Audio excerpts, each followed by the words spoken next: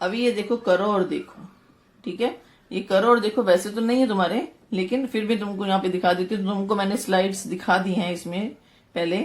अब यहाँ पे शिक्षक के मार्गदर्शन में सिरका, विनेगर जिसको बोलते हैं, नींबू का रस, अमोनियम हाइड्रोक्साइड NH4OH और तनु हाइड्रोक्लोरिक अम्ल HCl के नमूने अलग अलग परख नलियों में लो और दिए गए सूचकों की एक एक बूंद डालो और उस पर लिटमस कागज भी द्रव्य में डुबाओ और निरीक्षण करके तालिका में लिखो।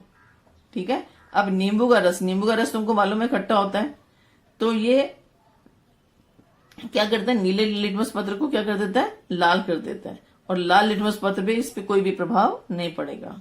ठीक है, और फिनोक्सिलिन में ये रंगहीन रहता है, मेथिल ऑरेंज के अंदर इसका रंग गुलाबी हो जाता है, तो ये क्या, नींबू का रस ये क्या कहलाएगा, अम्ल कहलाएगा। इसी तरीके से ये पूरी की पूरी बाकी की सारणी तुम अपने आप भरोगे। तुमको मैंने सारे दिखाए हैं बेटा इसलिए। ठीक है, ये भी मैंने तुमको दिखाया है। ठीक है, तो अम्ल जो है यहाँ पे ये अम्ल है और ये क्षार है। अम्ल नीला लिटमस पत्र लाल कर देते हैं और क्षार जो है वो लाल लिटमस पत्र को नीला कर देते हैं। ठीक है, तो अम्ल और क्षार के ऊपर लिटमस कागज का परिणाम ये तुम देख चुके हो।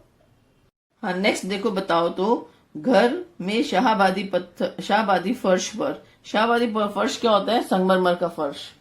ठीक है, और या फिर जो अपनी छोटी छोटी टाइल्स होती हैं, जो मोज़ेक छोटे छोटे अलग अलग प्रकार के उसमें कण दिखते हैं, काला, लाल, हरा, नीला और सफेद। ठीक है ना, तो उसमें जो सफेद रंग का होता है या काले या अलग अलग प्रकार के रंगों की जो शाहबादी पत्थर, मतलब ये लाइमस्टोन्स जिसको बोलते हैं इंग्लिश में, संगमरमर के पत्थर के टुकड़े, जो टुकड़े होते हैं टुकड़ों से बनी हुई होती है वो टाइल्स। रसोई के चबूतरे पर, ठीक है, रसोई का चबूतरा मतलब प्लेटफॉर्म रसोई का। नींबू का रस, इमली का जलीय विलीन खट्टे पदार्थ गिरने पर क्या होता है। ठीक है, अपने परिसर की मिट्टी लाकर वह अम्लीय या क्षारक है, उदासीन है, ये देखो। तो अब मिट्टी लाकर क्या करेंगे, हम मिट्टी को पानी में घोलेंगे। ठीक है, और नीला लिटमस पत्र भी लेके जाएंगे, उसके बीच में डालेंगे और लाल लिटमस पत्र भी डालेंगे, तो उससे अपने को पता चल जाएगा। अगर नीला लिटमस पत्र लाल हो जाता है तो वो अम्लीय है, और लाल लिटमस पत्र नीला हो जाता है तो वो क्षारीय है। अगर दोनों ही लिटमस पत्र के ऊपर कोई भी प्रभाव नहीं पड़ता तो वो क्या हो जाएगा, उदासीन है। तो इस तरीके से हम अपने आस पास की मिट्टी का पता कर सकते हैं कि वो अम्लीय है या क्षारीय है या उदासीन है। ठीक है, अब ये जो बड़े बड़े खेत खलिहान होते हैं ना बेटा, तो उसमें भी किस तरह की खाद डाली जाए। ठीक है, तो वो भी मिट्टी की अम्लीयता या क्षारकता या उदासीनता के ऊपर निर्भर करता है। ठीक है, अब हरे दाग पड़े तांबे के बर्तन और काले दाग पड़े चांदी के बर्तन चमकाने के लिए किसका उपयोग किया जाता है। ठीक है, दांत साफ करने वाले टूथपेस्ट का उपयोग क्यों करते हैं, दांत साफ करने के लिए टूथपेस्ट का उपयोग क्यों करते हैं। अम्ल ये एक ऐसा पदार्थ होता है जिसका जलीय द्रव्य हाइड्रोजन आयन H आयन उपलब्ध कर देता है, निर्माण करता है। H आयन, H आयन का मतलब ये होता है जितने भी अम्ल होते हैं उसमें कौन सा आयन होता है, H आयन होता है। ठीक है, H आयन जैसे HCl, इसमें H है ना यहाँ पे। ठीक है, ये देखो H आयन में और ये क्लोराइड माइनस आयन में। तो H आयन जिसमें होगा वो क्या कहलाएगा, अम्ल कहलाएगा। ठीक है, फिर उसके बाद में है अम्लों के कुछ उदाहरण। हाइड्रोक्लोरिक अम्ल HCl, नाइट्रिक अम्ल HNO3, सल्फ्यूरिक अम्ल H2SO4, कार्बोनिल अम्ल H2CO3, शीत पेय में नींबू और अन्य अनेक फलों में एस्कॉर्बिक अम्ल, साइट्रिक अम्ल, सिरका या एसिटिक अम्ल इत्यादि। ठीक है, अब यहाँ पे देखो बेटा अम्लों के उदाहरण के अंदर, इसमें देखो HCl इसमें H है, नाइट्रिक अम्ल HNO3 इसमें H है, सल्फ्यूरिक अम्ल H2SO4 इसमें H है और कार्बोनिल अम्ल इसमें H2CO3 इसमें H है।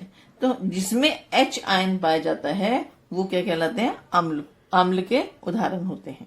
ठीक है, जब आगे क्षार आएगा तो उसके बारे में बताऊंगी।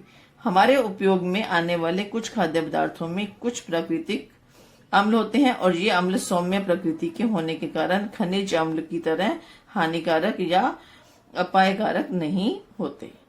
कुछ प्राकृतिक अम्ल वाले खाद्य पदार्थ नीचे तालिका में दिए गए हैं। अभी हमने पहले क्या बताया था, जो अम्ल होते हैं वो बहुत मतलब दाहक भी होते हैं। ठीक है, दाहक कौन से होते हैं, जो रसायन होते हैं। अभी जो फलों में मिलते हैं, सब्जियों में मिलते हैं, वो खाने लायक होते हैं। हाँ, अभी देखो हमारे उपयोग में आने वाले कुछ खाद्य पदार्थों में कुछ प्राकृतिक सेंद्रिय अम्ल होते हैं।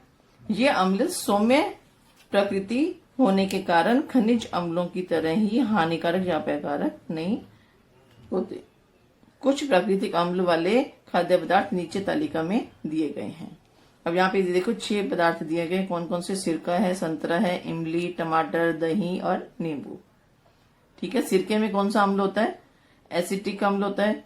संतरा में साइट्रिक अम्ल होता है। इमली में टार्ट्रिक अम्ल होता है। टमाटर में एक्सोलिक अम्ल होता है। दही में लैक्टिक अम्ल होता है और नींबू में साइट्रिक अम्ल होता है। ठीक है। तो ये नाम तुमको नाम भी याद होने चाहिए, और ये भी क्योंकि ये तुम्हारे जोड़े मिलाओं में पूछा जा सकता है। देखो अब क्या आता है, अम्ल के गुणधर्म। ठीक है बेटा, तो अम्ल के गुणधर्म क्या होंगे, उसके कौन कौन से गुण हैं? ठीक है ना। तो अम्ल सबसे पहले तुमने क्या पढ़ा था, स्वाद में खट्टे होते हैं।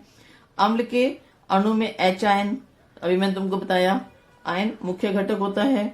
अम्ल के साथ धातु अभिक्रिया करके हाइड्रोजन का निर्माण करते हैं। जब अम्लों के साथ कोई धातु अभिक्रिया करती है तो उसमें कौन सी गैस बनती है? हाइड्रोजन गैस बनती है।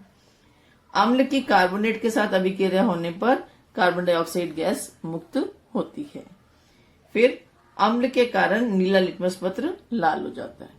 तो ये अम्ल के गुणधर्म है। इसके उपयोग क्या है? रासायनिक खाद के उत्पादन में अम्लों का उपयोग किया जाता है। तेल के शुद्धिकरण में अम्लों का उपयोग किया जाता है। रंग औषधियों में, रंग में, विस्फोटक द्रव्यों के निर्माण में इसका उपयोग किया जाता है। अम्लों का उपयोग किया जाता है। भिन्न भिन्न क्लोराइड लवण बनाने, हाइड्रोक्लोरिक अम्ल बनाने इसका उपयोग किया जाता है। तनो सल्फ्यूरिक अम्ल का उपयोग बैटरी, विद्युत सेल में करते हैं। पानी को जंतु विरहित मतलब जंतुनाशक, कीटनाशक बनाने के लिए, ठीक है, तनु हाइड्रोक्लोरिक अम्ल का उपयोग किया जाता है। लकड़ी की लुगदी से सफेद कागज बनाने के लिए अम्ल का उपयोग किया जाता है। ठीक है। सांद्र सल्फ्यूरिक अम्ल तथा क्षारक की दाहकता, ये क्या है? सांद्र सल्फ्यूरिक अम्ल जब पानी में घुलता है, इस अम्ल को, जो सांद्र सल्फ्यूरिक अम्ल को जब हम पानी में डालते हैं तो उसमें ऊष्मा की निर्मित होती है। इसलिए उसका विरलीकरण करने के लिए अम्ल को बहुत धीरे धीरे पानी में डालते हैं।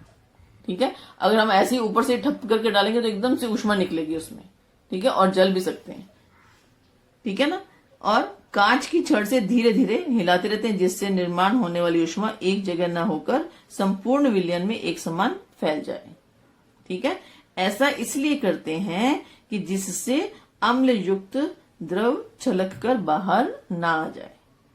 ठीक है। जो उसकी डंडी होती है ना, जैसे मान लो कोई अपने पास में जार वार है, तो हम क्या करते हैं, उसके ऊपर ऐसे उसके अंदर डंडी रख, जैसे अम्ल है तो यहाँ पे इस तरह इस जगह पे हम मारेंगे। इस जगह से पानी की बूंदें टपकाएंगे, धीरे धीरे पानी नीचे जाएगा स्लाइड करता हुआ। ठीक है। और फिर इसी के साथ हम उसको घोलते रहेंगे, साथ साथ घोलते रहेंगे, ताकि वो पूरे के अंदर ही हो और उसमें बहुत ज्यादा ऊष्मा ना बने। ऊष्मा तो बनेगी लेकिन वो कोई हानि ना पहुंचाए। सोडियम हाइड्रोक्साइड और पोटेशियम हाइड्रोक्साइड जैसे क्षारक भी तीव्र और दाहक होते हैं।